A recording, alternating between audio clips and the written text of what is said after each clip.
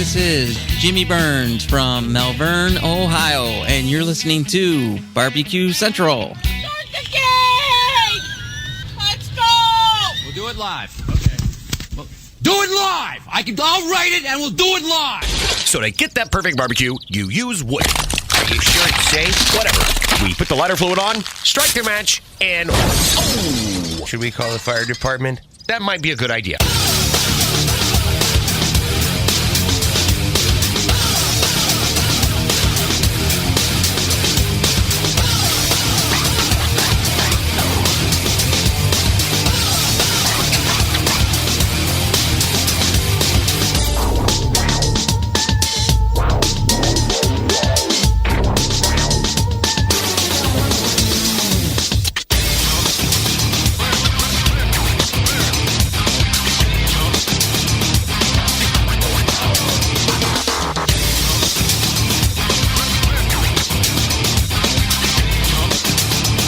All right, good evening, and welcome to the Really Big Barbecue Central Show. Ooh, this is nice! This is the show that talks about all things that are important to the world of barbecue and grilling. This show originating from the Rock and Roll Hall of Fame city, Bomb City, USA, Cleveland, Ohio, the barbecue capital of the North Coast. I am your program host, Greg Rempe. Happy to have you aboard here on your Tuesday evenings live fire fun and frivolity show. If you would like to get in contact with the show this evening, or you would like to follow the show during off-show hours, here's how you can do all that. You can get in touch with the show by sending an email to Greg at bbqcentralshow.com. Follow us on all the social media channels at BBQ Central Show. And be sure to subscribe to the show podcast feed on your favorite podcast platform.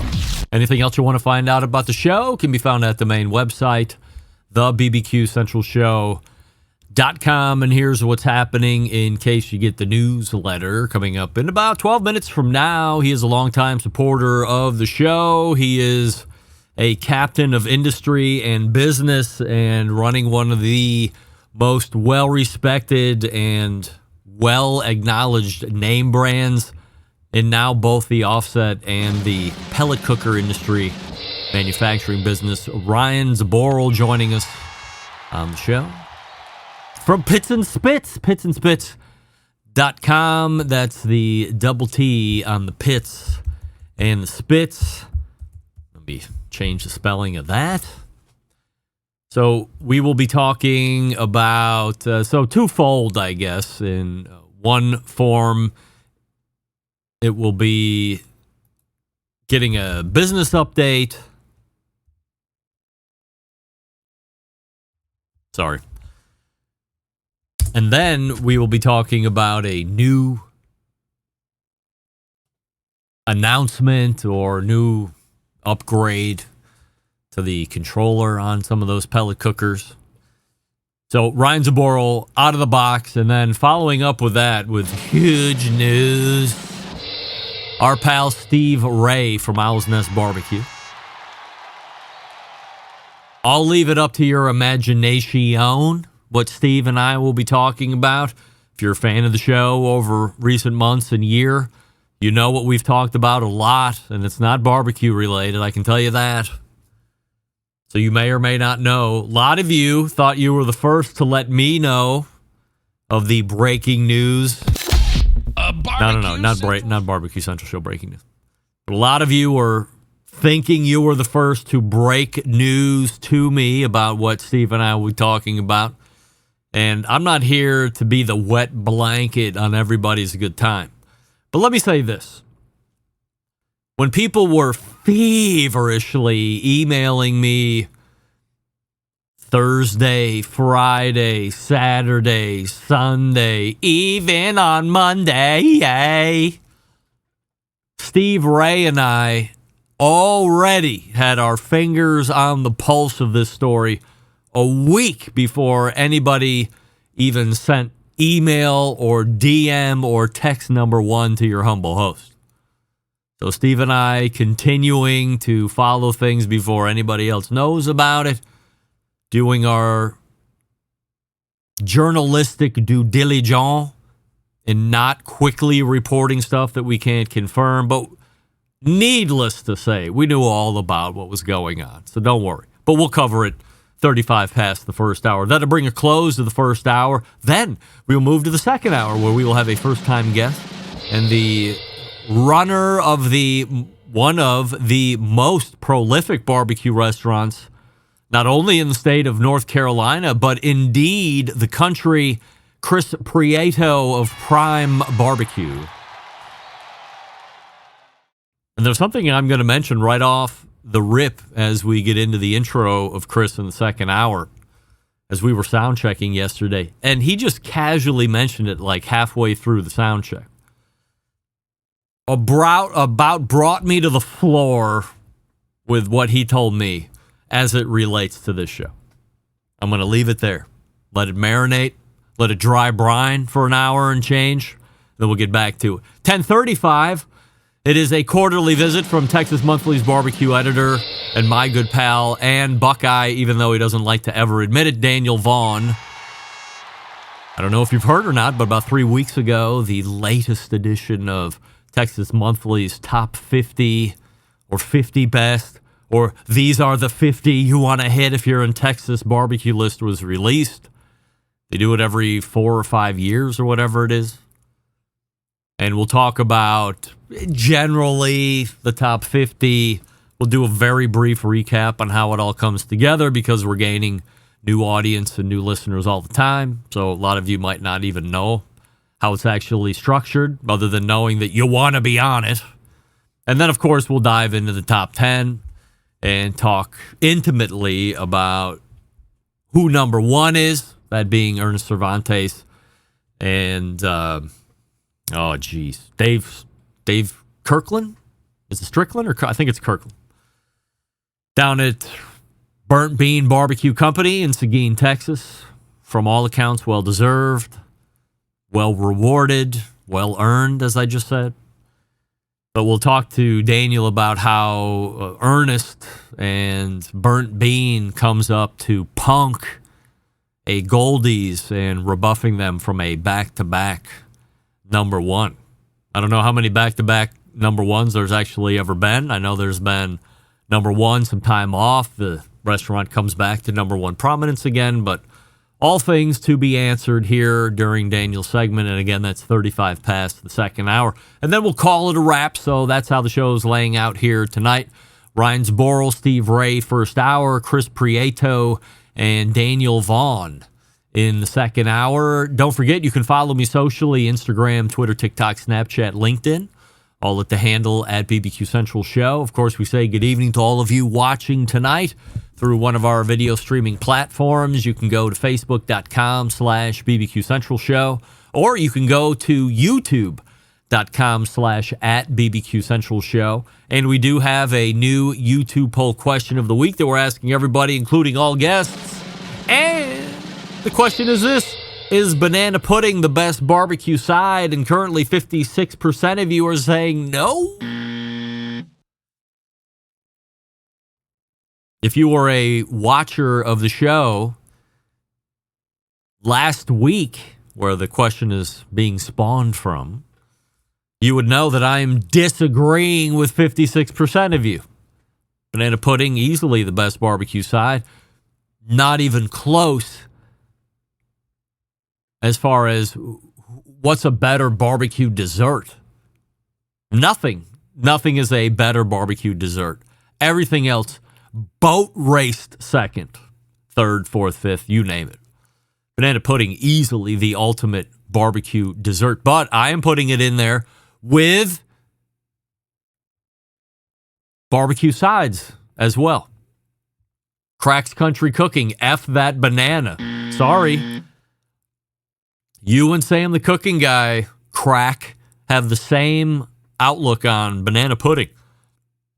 Sam quickly texted me this morning, said he ejected out of the male piss hygiene segment that I funneled in to replace Meathead's no-show. By the way, for those of you asking, Actually, I should do this instead. We got 38 seconds left. Barbecue Central Show exclusive news update. That's right, Greg Rempe reporting from the breaking news desk here in Cleveland, Ohio, the city that breaks the most live-fire breaking news across the country, nay, the globe. And a lot of you wondering if Meathead is okay, if he has met his ultimate demise finally. He does make often mention of his advanced age at this point. And while Meathead might be EOD close, indeed, he is still alive, if you can believe it.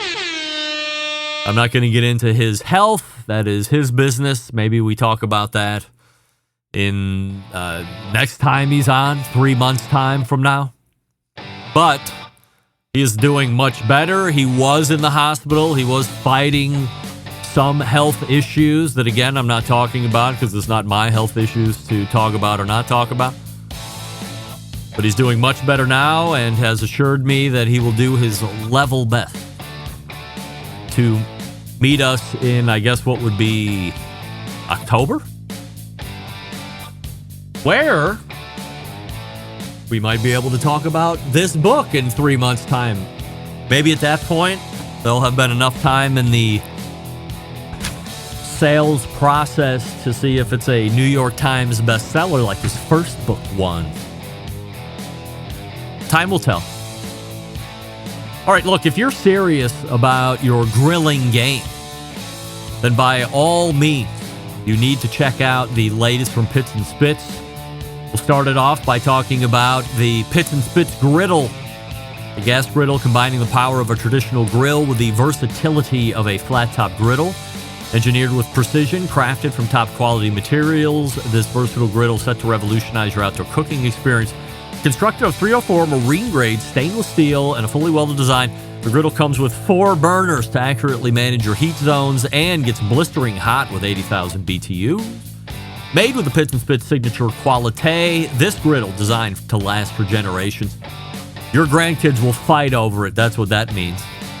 Now, for those of you building your ultimate outdoor kitchen in 2025, you have to check out the brand new built-in pellet grill designed for the discerning grill master who demands top-tier performance. This grill, the centerpiece of any serious outdoor kitchen. From low and slow smoking to high heat searing, this grill can handle it all. Brisket, ribs, pizzas, veggies. You name it, this grill can cook it.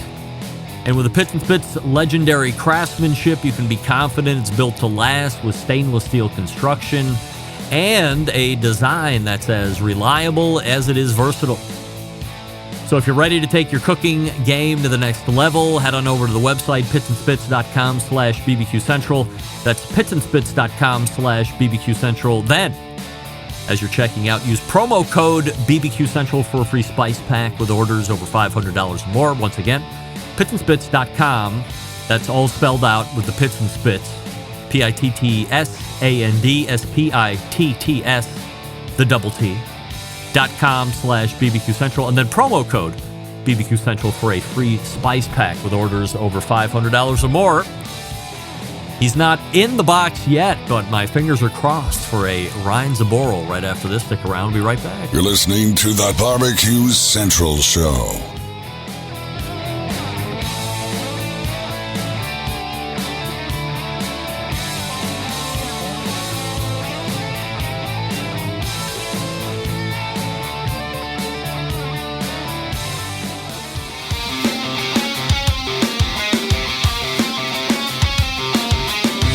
Broadcasting live from the Barbecue Central Show studios in Cleveland, Ohio.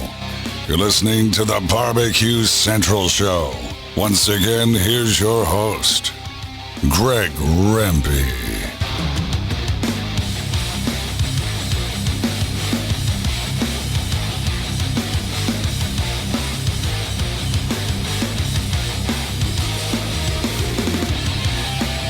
Hey, welcome back. This portion of the show being brought to you by Fireboard, makers of Fireboard 2, Fireboard Pro, Fireboard Spark, Fireboard Beacon, and the all-new wireless Fireboard Pulse. When you use the Fireboard app, you have total access to all devices anywhere in the world. Check them out online, fireboard.com, or call with questions for crying out loud. Use the blower and get answers to your questions post-haste during business hours. 816-945-2232. That's 816-945-2232. Ted Conrad might actually answer the phone himself and lend you the foremost expert advice on any of those products. In fact, I do have to get a Fireboard beacon or two for my cigar humidor. Then I can launch the Fireboard 2, put in the little Bluetooth. It's not Bluetooth. What is it? Yeah, I guess it is Bluetooth. The sub 1 gigahertz antenna onto the Fireboard 2, and then that's what would read the sub 1 gigahertz information. So all the way down in the basement where the cigar humidor is, we'll track the humidity, make sure that I'm at or around 60% humidity. And cigar folks, cigar experts, don't come at me with your emails talking about how 70-70. You do your due diligence, Jack. I'll run my humidor the way I see fit. If you subscribe to the 70-70, your prerogative.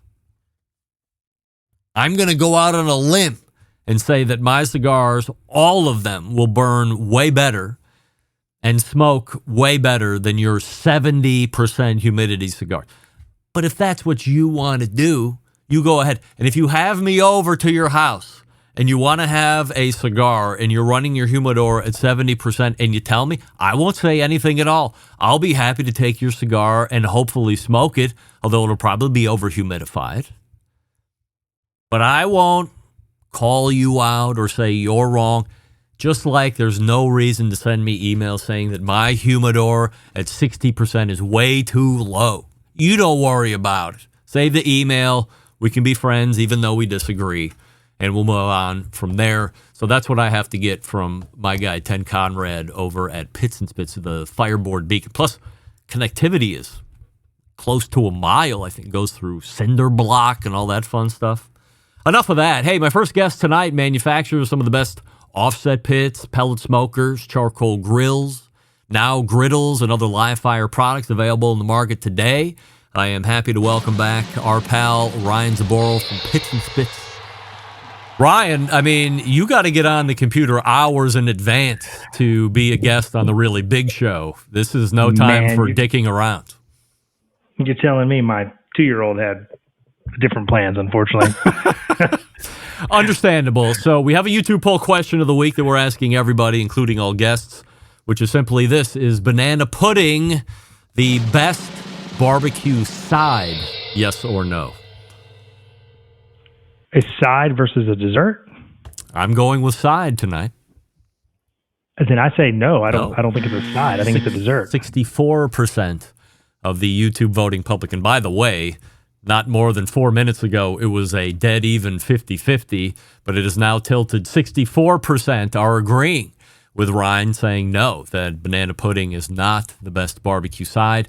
I am such a fan and lover and eater of banana pudding as it relates to barbecue restaurants. I consider it a side. I will never not get it if it's on the menu. Certainly it is a dessert. If we're comparing banana pudding to other barbecue desserts, there is no comparison. Nothing is better than banana pudding. It's banana pudding like up here where you can't see, and then everything else is down here where you can't see. There's such a drastic delta between banana pudding dessert and everything else. I almost say don't have any other dessert. Either have banana pudding or don't have anything else. I would agree with that. I mean, I think all the other desserts are kind of there because they're a dessert, if that makes sense. Whereas, like, I feel like a banana pudding is like part of the deal. Like it belongs there, and all the other desserts are kind of new, right? Well, according to Dr. Robert Moss, who was on last week, for as much as my love affair with banana pudding runs very deep, banana pudding itself has only been around since really the 50s and has only gained barbecue popularity within the last 30 to 40 years. So Well, I think because, we're kind of, you're probably younger than me, but I'm trying to make myself feel better here for the moment because we're kind of younger. We've always known banana pudding to be around barbecue restaurants, but evidently its lineage does not track back as far as like barbecues in general. Yeah, but I think that's also because if you get too far back, barbecues are a community event, and that's very much like all the ladies bring a dessert, right? Yeah. So I think that's when you start to get into, I'm going to speak personally. It's like all the old ladies in my family, they're all good at something. It's a different kind of dessert, right? And so then everyone brings a different kind. And so it's a different, you get a lot of flavor that way. But like when I'm thinking, like if I'm paying for barbecue, yeah, I do think banana pudding. I know that, I know a lot of guys have a lot of different desserts nowadays, especially now with like the little Bluebell ice cream cups, the little, but man, I like in Texas, it's kind of gas station barbecue, Rudy's, man, great banana pudding. Like, I think it's so good. The best banana pudding I've had in Houston is Truth Barbecue up there, north side of the city. Truth Barbecue has, like if Leo would sell it by the 10-gallon bucket, I would buy the 10-gallon bucket and sit down and eat the 10-gallon bucket. I can't buy enough. It is easily the best banana pudding I've ever had. Huh. Well, I don't know about him, but I like Grant Pinkerton had like a fruit pastry chef on staff for a while. I don't know if he still does, but wow. So he was really elevating his dessert options there. And so I think when you start getting into that approach, banana pudding kind of goes out the window, right? Like, because I mean, for me, banana pudding is like I want it out of a Jell-O packet, and I want vanilla wafers on it, and it's got to taste like fake banana. Like that's exactly what I want. Have you ever been approached about making like those big commercial pits? It's probably like not necessarily like price competitive to some of these other guys, but you probably don't have to do that, right? We don't. I mean, that's a business in itself, in my opinion. I mean, and that's a lot of because of the way our pits are designed. A lot of it is around the equipment that we own and that we use, and we don't do any tank work, right? It's like we could figure that out, but there's no real. I feel like that market's pretty owned by some really good guys, and 12 years ago when I kind of first started getting into this, had you told me, look, there's going to be 500 barbecue restaurants opening across the country, this market's going to be a real market, you should think about it, I think we would do it differently. But it's never been something we've had enough of an edge on to get into, because David Close owned it, kind of was a huge part of that market back in the 2014 kind of when I was getting into this 2014 timeframe. And then, I mean, like Moberg has really taken a huge piece of that. Mill Scale has taken a big piece of that. Going back to Pinkerton, he's got 3 restaurants now, and each one of them has different. He's got Close at one place in Houston, I think a Mill Scale, and I think he might have Syntex at one of them. I'm not sure, but it just shows you how it's a weird market, right? Like even in that standpoint, it's hard to scale with. Whereas that's kind of how we think about things of like, well, how could we scale? Where can we compete? Where does branding work? Where are you guys sitting middle of 2025 right now? What's business look like for you guys?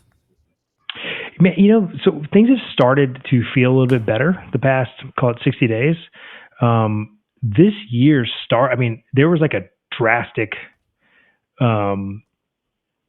change to the downside, like January 1. It was strange. Typically, it's not that abrupt of like you could feel the final page of the calendar turn going into 25. But things are starting to feel more positive. We're starting to get more dealers the wholesale side of the business is starting to be more positive. And just in general, we're, the phone's ringing more, like we're hearing from more people. I don't know if it was seasonality, weather, the economy, whatever, but it was a pretty bumpy start to the year, and from everyone we talked to, that was pretty consistent. That did not feel like it was a pits and spits problem. It was really just kind of a grilling market problem. So fingers crossed that it keeps going this way. Let's talk about something that we had mentioned a couple different times. So we've talked. We had teased 2 times ago. We teased the 4-burner gas grill / griddle combo. Last time we actually talked about it because it was out ready for sale. But then also the last time on the way out, we had teased a 3-burner gas grill and griddle combo. Where are we at with that? It is still it is purely a capacity issue. I mean, we've got to get it on our website, but we are playing catch up. We saw, nothing tariff related, but we saw some delays and some of our domestic, actually service providers, like some guys that do some like of the higher end bending and laser cutting for us, they got backed up, and then that kind of flowed down to us. That's put us a little bit behind, but yeah, the 3-burner's coming. I mean, we are going to build a line around this griddle thing. I mean, it's really it's really working well. And that is, for us, I mean, it's like if you want to have a portfolio of products, I think if you're someone like us, you got to do the griddle before you even do a pure play gas grill. Yep. Right. I mean, I think, it's so popular. People are so hungry for it. There's one other American made option that's, stainless steel, and it weighs about 50% what ours weighs, and, has about 65% the BTU output. So, I mean, it's, that is the 3-burner's coming. Still looking for some testers. We have some, I think we have a pretty short list of guys who want to test for us, kind of in the Ohio region. Yeah,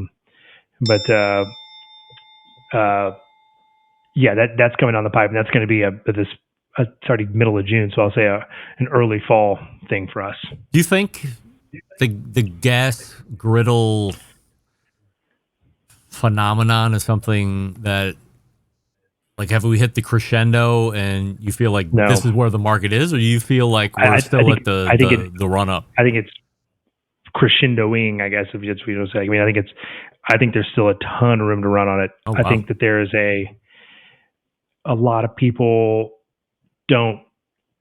I'll talk about our product specifically. A lot of people don't even know the idea that you can get a griddle grill combination, but people are still kind of, they've got gas grills that they're trying to burn through, burn out before they get a griddle. You're seeing so much more money being put into it on like the big box side, which is good for us because that continues to build the market. And people, it's almost like it's having a renaissance and being cool, or like a resurgence being cool, I guess I'll say. In that, when pellet grills came through, there was kind of a turn your nose up at it because it's easy bake oven cheating. It's not an offset smoker. Then they became cool. And then it was like, oh, you smoke, you go, smoke a brisket, ribs, whatever. It's kind of like the low and slow kind of badass conversation. Now a lot of people are saying like, man, it's like, I like it. And I've got my Traeger, I've got my pits and sits, whatever.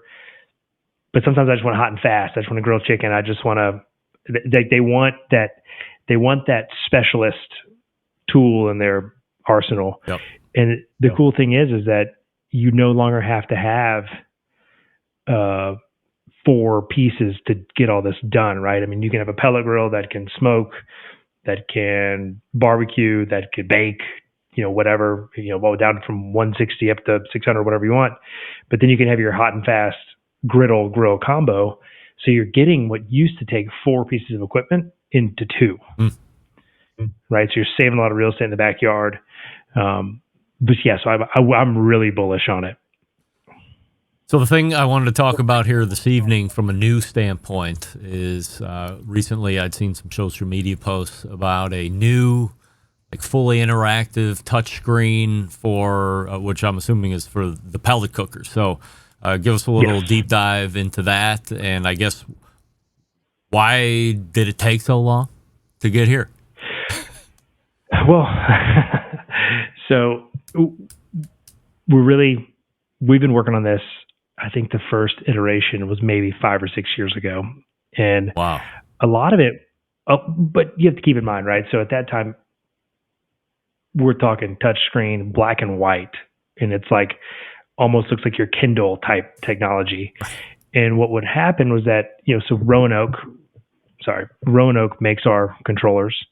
And so they're American made by a bunch of guys in Alabama. And the technology would just move so quickly. And like, as they would learn, it would basically, we were kind of like hitting our own wall of obsolescence every 3 months or 6 months or whatever. And so the way it progressed was that we finally ended up where we, and even at the last second, right, we're doing a touch screen and it's like, hey, I think we should do capacitive touch screen. It's going to look better in sunlight, and it's basically what your iPhone uses. So that was even a last minute change. But we tried to do it, and just do it once and do it correctly and do it on a platform that can, you can scale up features and add-ons down the road, but then B, you can fix in the field. Because that was our big fear, was that these things are not cheap to build, so they're not cheap to sell. And for us, I mean, like, dude, like if we go sell 50 bad controllers, like that's a nightmare. Yeah. That's a total zoo. And so we tested them in house, broke a few of them, found some. We would find issues that we could replicate in Houston at the shop or my house that could not be replicated on a grill at the shop in Alabama or at someone else's home in Houston. Wow. So it was the weirdest thing. So like I could do it over and over and over and over. You could take it to someone's house 5 miles away. They couldn't get it to do it. So by, beating the crap out of these things for a year, and then going to a small beta test group, we were able to kind of work these things out before it became an issue. And now we're kind of in full on production and rolling it out. It's not a standard feature on our grills just yet. That's a two-part. There's kind of two parts there, and one is that it's still new technology. So we want to have control of how many of these are out there. And so if we need to out of stock it, we'll out of stock it while we kind of digest everything. But so far, man, feedback's been great. We've had a couple we've had to kind of like live update in the field. And again, it's the coolest part about having your team here in the US is that we're all on Slack, like, hey, do this. They can open up the back end, see what's going on, and push an update right away. But it's touchscreen, 4 probes, has graphing on it. We do not have a smart probe feature, meaning there's no one dominant probe at this point. They're all kind of coexistent. And that's just purely because we don't know that the code is there to be 100% accurate yet. But then also, like, if you don't know that and you plug in probe 4, but yet we've programmed probe 1 to be dominant, it gets a little circular. Yeah. Of kind of who's in charge here. We have some pretty cool features like fan only. We have an auger, a timer, so you can run it for 30 seconds, a minute 30, 2:30. And that's so if you want to prime your grill, if you are cooking and you realize that you've run out of pellets and you want to push a bunch of pellets down to the burn pot right away to kind of catch back up.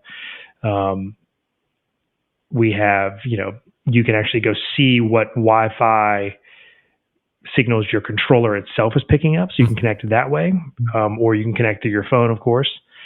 We have programs, so you have our original Pits and Spits algorithm plus model-specific programs that you can change on the fly.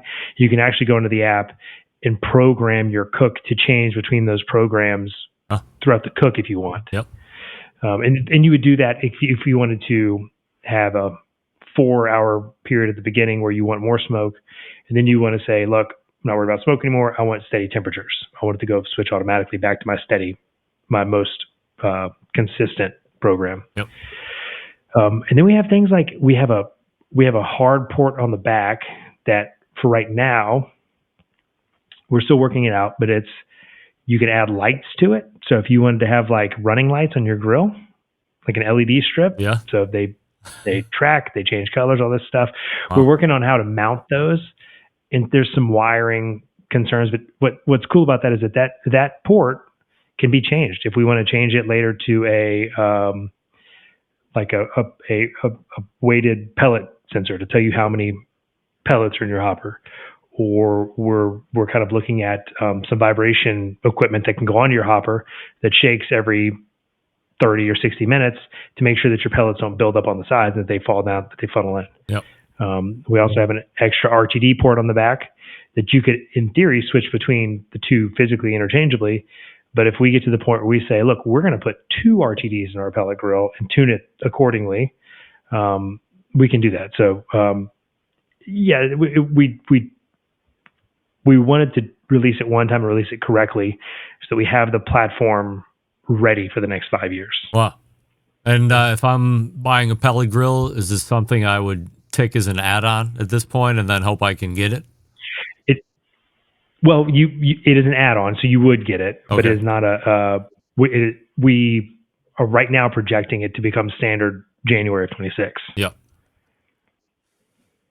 This is incredible. It's it opens you guys up to a whole new world of technology from a cooker standpoint. And I'm sure when you were getting into it, you probably never thought that you would be more of a technology company than just a bending steel and metal company.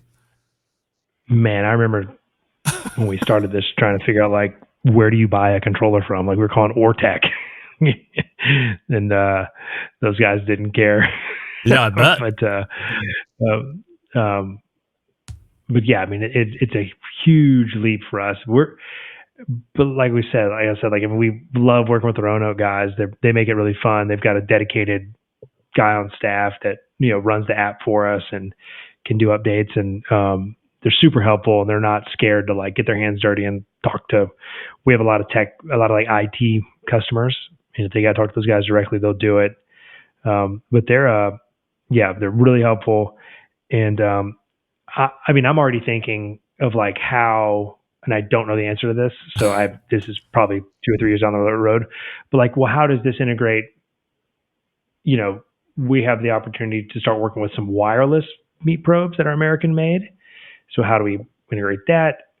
And then if you're going to do that, well, then how does it start to integrate into your griddle, right? Or like your other products? Like it kind of opens up this whole new pathway into some pretty cool things that can be done. I just have to figure out how to do them and who's going to do them. Yeah, for sure. Well, that's all exciting stuff. We got Ryan Zboril here from Pits and Spits. Pitsandspits.com is the website. Ryan, appreciate the update, and we'll talk to you again soon. Cool. Thanks, Greg. I appreciate it, man. It's Ryan right there. Holy moly, that controller is doing a whole bunch and picking them up and taking them right into the leading edge of what's available on all the other cookers, maybe even more. You can have an LED light strip. It's a party in the backyard. You can cook your food. You have a little rock and roll show, a little EDM, maybe if that's your thing, BPM on Sirius XM. So we thank Ryan for sharing all that information. And we have a Steve Ray ready to go. We'll get to him here in just 1 second. So stick around. We'll be right back. You're listening to the Barbecue Central Show.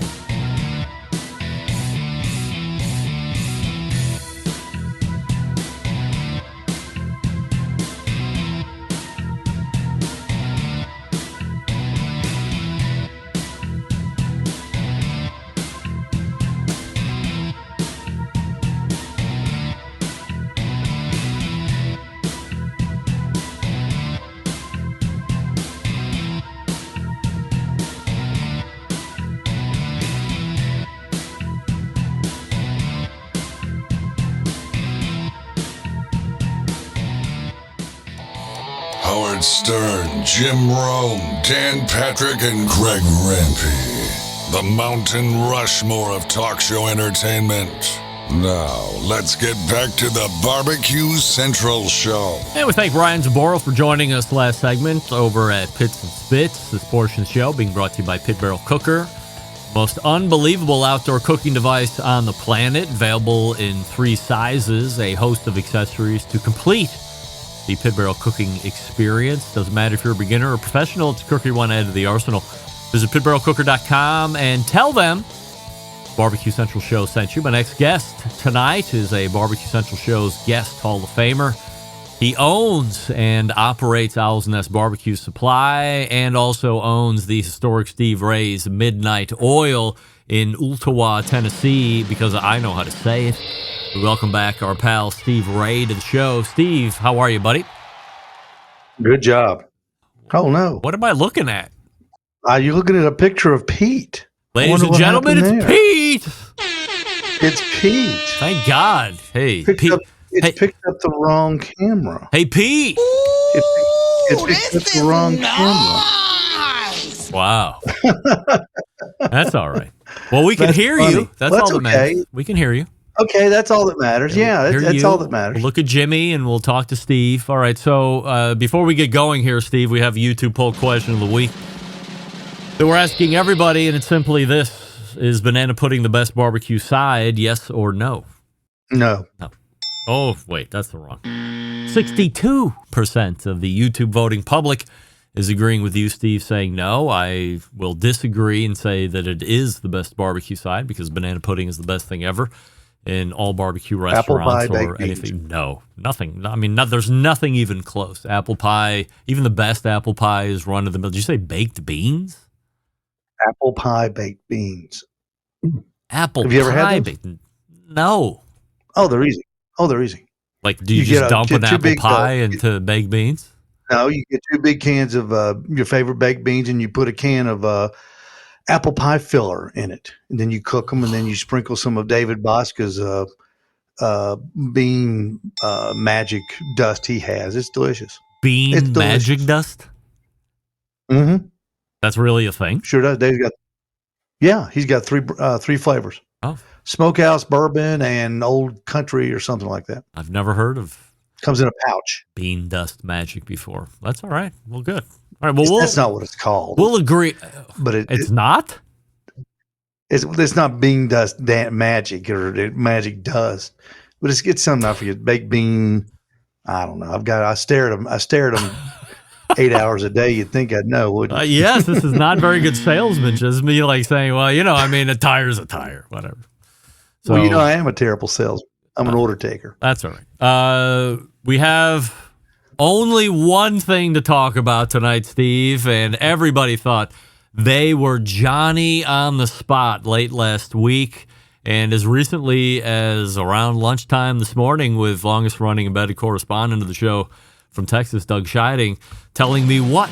Of course, that Joey Jaws Chestnut is returning back to the 4th of July, Nathan's famous world whatever hot dog eating contest. Thank God. But I told everybody that got in touch with me, I said, well, look, Ace, I know you think you are telling me something, but well over a week ago, myself and my pal Steve Ray had our fingers firmly on the pulse of what was going on in competitive eating. So the question to you is this: are you surprised, given everything that we have come to know and learn over the last almost 12 months, that Joey Chestnut finds himself back in Coney Island? No, I'm not surprised at all. I'm surprised that they didn't work it out for last year, Greg. You talk about a marriage that needs each other. I talked with Pat Bertoletti just yesterday to get a response from him. That's Joey's probably best friend on that eating circuit. And he said he's known about this for 2 weeks. Huh. He just couldn't say anything, but he knew something was coming down the pike. And even Pat said, he goes, basically said, when Joey's there, who's going to win. And when he's not there, it certainly makes it more uncertain who the winner is going to be. But when he is there, it's a better competition. So he gets it. And I think all those eaters get it. for the eyeballs to be on them, the eyeballs have got to be on Joey Chestnut. Is it a better competition from what you can ascertain in those conversations from them that they know Joey's going to win, and this is let's call it a Michael Jordan phenomenon or a LeBron James phenomenon where they're the alpha, but they're forcing everybody to be better? In other words, if Joey isn't there, maybe Pat doesn't. He might win the event as he did last year, but he might not eat as many hot dogs as he did last year because Joey's not there motivating him. I agree with that. I think they all those guys know that they're eating for second place. That's just the way it is. I mean, he had 76 the year before last. He said he told TMZ this year that he was going to drop the hammer from the first minute to the 10th minute, and he was going for 80. I think he had 83 against Kobayashi. Yeah. Now that's a different kind of hot dog. That was a Walmart, the Great America hot dog and the Great America hot dog bun. So it was a different hot dog than the Nathan's and the Nathan's buns. So if he can, it's a little. I think the Nathan dog's a little bigger. So multiply that times 83, and even a quarter of an inch becomes several dozen hot dogs. Do you think that you said this is a marriage that needs both? I will make this argument. I think Joey Chestnut is so big that if he decides, or if they couldn't have struck a deal to get back together from here on out, Joey would be just fine. And Nathan's famous hot dog eating contest would eventually wander off into obscurity and go away. Yeah, I do agree with that. I wonder if ESPN had anything to do with this. They're under contract with them until 2029. Oh, and I wonder if they brought everybody up to Connecticut and closed the doors and said, "No, look, if you want to go beyond 2029, any hopes of that, you guys better work this out." Because Joey did, when it's all said and done, he did sign a 3-year contract with Nathan's Hot Dogs to promote Nathan's Hot Dogs. any idea what that looks like from a financial standpoint? No, my source didn't know the amount of money, but the fact that the fact that Joey came out and said, I don't know if you read his quote off his what he wrote on X. He goes, "I'm thrilled to be returning." Blah blah blah. He says, let's see, where is it? Is it the one where he said Nathan's is the only hot dog? Yeah, Nathan's is the only hot dog. It's my favorite hot dog. Yeah. I may have relationships with other brands, but I've always loved Nathan's hot dog. It was a great, one of the greatest mea culpas I've ever heard from a guy that's been brought back to the fold. I guess they probably told him, "Hey, look, you need to go out there and make us look good, and we'll make you look good." I think my thought is they're in the room, they're talking about money, because this is all this is really coming down to. And they said, if you want this amount, then you're going to have to do this for us. I don't think Joey Chestnut gives one shit about Nathan's famous hot dog or Ballpark Franks or Sabrett, or you throw the name of the Schween around. I don't think he cares as long as there might be a payday in it for him. And if they said, well, if you want us to give you this kind of money, then you're going to have to give us this kind of lip service when it counts, and maybe even when we ask. And a 3-year contract brings you right up to that 2029 arena that you're talking about, or could it then extend of course. But I would, me, I love to talk about money and business and how these deals come together. So I would love to know what a guy like Joey Chestnut can even get on a 3-year contract. I'm assuming it's hundreds of thousands of dollars. And obviously he's then locked in to Nathan's famous hot dog eating contest for the next 3 years. What I'm interested to know is if somebody decided to come up and challenge him one-on-one outside of the July 4th arena, is he able to put on some kind of a Netflix contest like he did with Kobayashi, which was, as we both agreed last year, easily the best hot dog eating event of recent memory, and very dramatic, very well done, and it seemed to be very realistic from start to finish, with a little, weird vignettes there up at the front to kind of lead into the main event. But I would love for him to be open to then take on. I'm always a little leery of contracts and eaters, and if that potentially handcuffs them in any way from a money-making standpoint. But I figure at this point, Joey Chestnut is the name in competitive eating, and he would more or less rule the roost of negotiation versus the other way around. Yeah, you would think that he left himself open for another TV event, because that was a big money event, big payday for him. But you're talking about Kobayashi. Obviously, he's a has been. Joey Easily. creamed him. He killed him. Yeah. Probably James Webb from Australia. He's kind of the, I guess, the Joey Chestnut in waiting, a younger guy who's been making a lot of noise on that eating circuit. He's probably the guy to watch. Of course, Pat Bertoletti's ranked number 2, but this James Webb guy is really good. If it was something like James Webb beats Joey Chestnut on the 4th of July, that would set up the perfect Labor Day, sort of like a Frazier Ali rematch. Yeah. Let's do it 3 times, something like that. Which could be in the cards. Any other competitive food news that you're hearing about? No, Joey Chestnut was in Knoxville. I couldn't get it up there this year, but I sent one of my friends up there to interview him, and my buddy said that he was really, really nice. Was glad to talk to him, and he said he could tell that he really wanted in. He wanted to be back in at Coney Island. Mm. So I'd say when he was in Knoxville, probably the rumblings of a conversation were probably already started. I would assume, to a large degree, Joey does like Nathan's Famous, because if he's got half of a PR mind working in that head, all sorts of new eyeballs see him every 4th of July. Certainly there's a lot of the old guard that know about Joey. They know about this food eating contest. But then every year there has to be a load of fresh eyeballs that are just finding out about competitive eating, or they're hearing about this hot dog eating contest that's going to be taking place in Coney Island. And then the legend of Joey Chestnut, of course, must come up from parents or friends, neighbors, what have you. And now here he is on television. You watch him for 10 minutes and you see the horrendous amount of hot dogs that he's putting down his gullet inside of 10 minutes. And a new fan base is born. So I assume that he does appreciate the TV time that he gets on the 4th of July versus any other eating contest that he does, which he does a lot during the course of the year.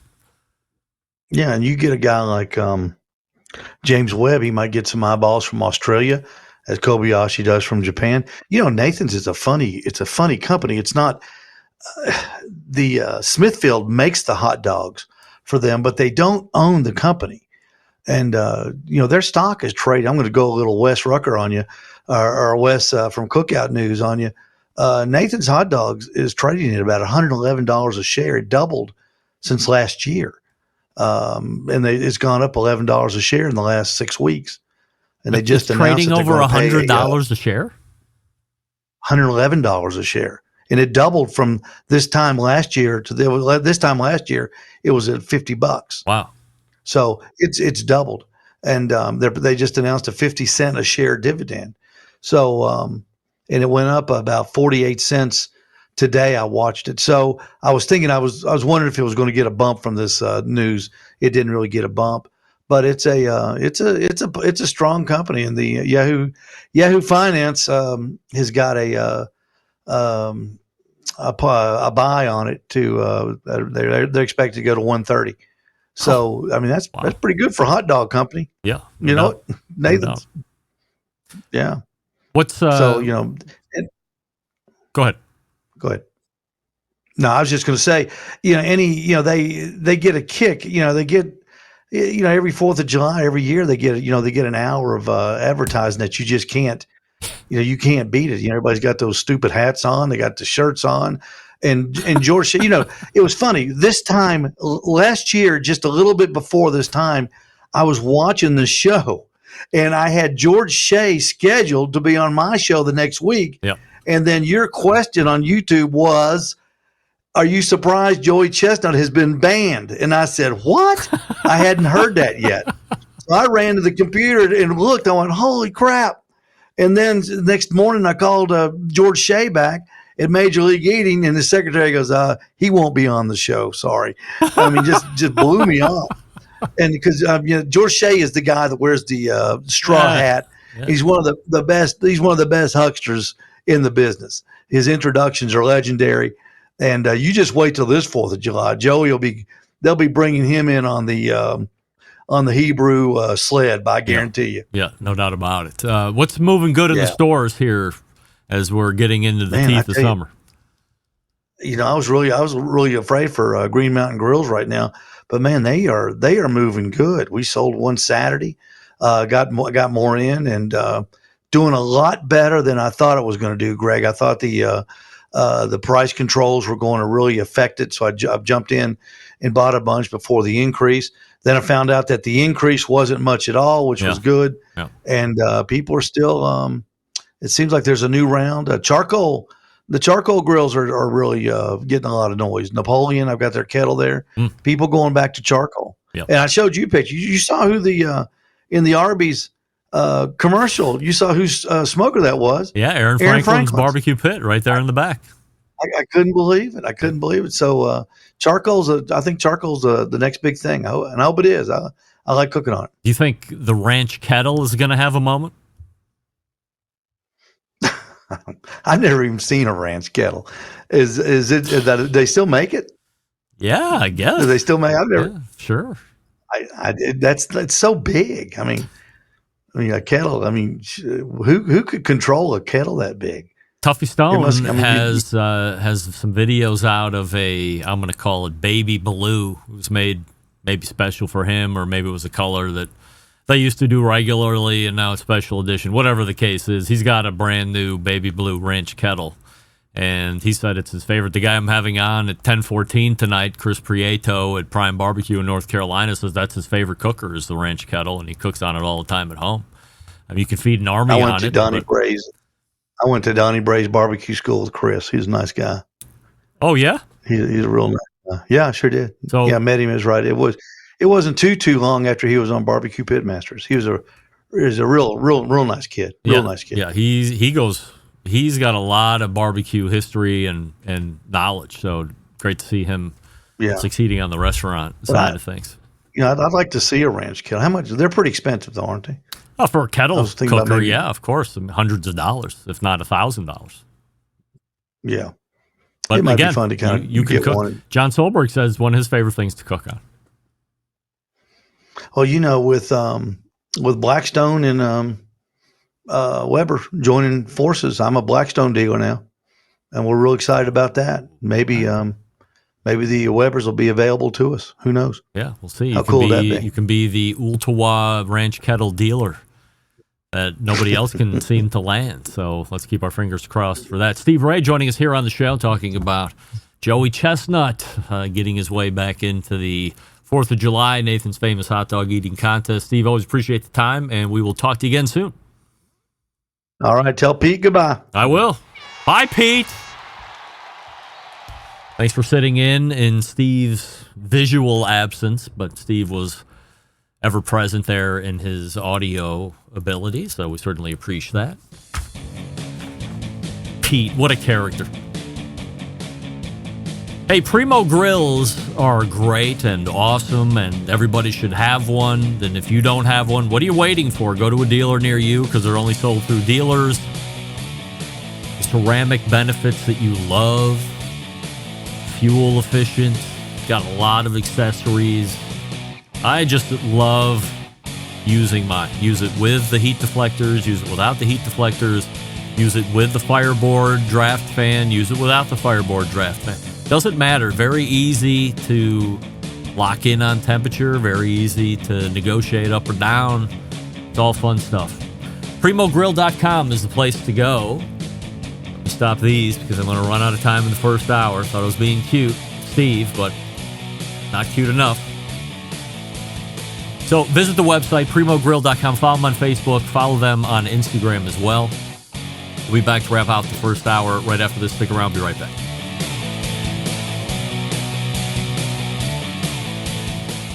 Continuing to produce incredibly mediocre content in an exceptionally professional way. You're listening and watching the Barbecue Central Show. Once again, here's your host, Greg Rampey. And we thank Steve Ray from Owl's Nest Barbecue, owlsnestbbq.com, the website. Or visit the ever-famous Steve Ray's Midnight Oil for a fill-up or quick service on your automobile.